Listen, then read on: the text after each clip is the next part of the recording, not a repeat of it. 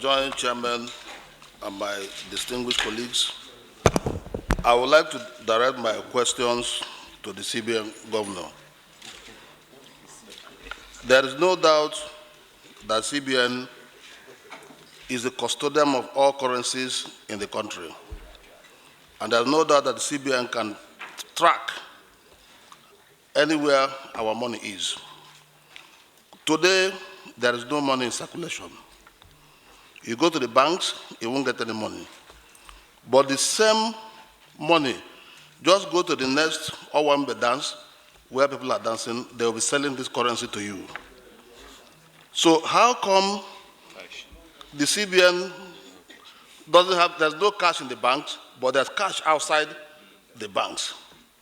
Is it because people have lost confidence in the system or what? So what is the CBN doing about this situation? Because it is still one of the major crises in our hands. Mr. Governor, that's my first question. Mr. Governor, only recently you said that the issues we're having today is because of medical tourism, school fees, PTA and BTAs that CBN is paying. In fact, you gave a whopping sum of about $90 billion that have so far been paid.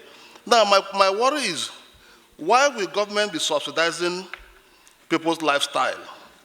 If somebody wants to send his word abroad to go and learn, why will government be subsidizing? If I want to go on holiday, why will you be subsidizing? But most importantly, the money that you give to the commercial banks to give people for these four things I've mentioned do not get to the people. So why will CBN keep giving the commercial bank this money? Because once they collect this money, they give it to their cronies. So this money doesn't even get to the end users. So I think that policy should stop so that we can conserve a little bit of our forests to do other meaningful things. Now, the CBN, I'm surprised you are not engaging IMF in the situation we find ourselves today. What we require today is liquidity.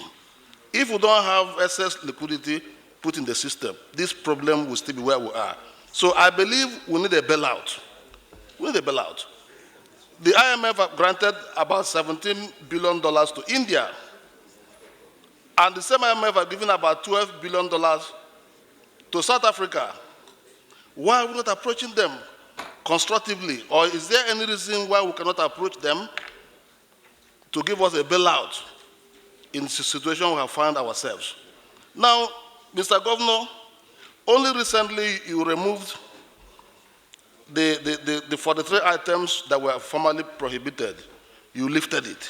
Now, having lifted it, don't you think that you have put pressure on forests as well as have weakened even the domestic industries?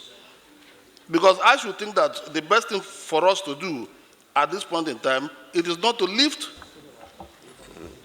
those embargoes, those prohibitions, but to discuss with physical authorities like customs to raise the tariff and rates for people who want to import those items that are also locally made in Nigeria. Please round up.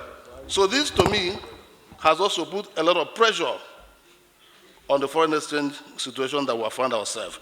Now, I think, let me just stop here so that I will give others opportunity to speak. Thank you. Senator Aleru, then Babangida.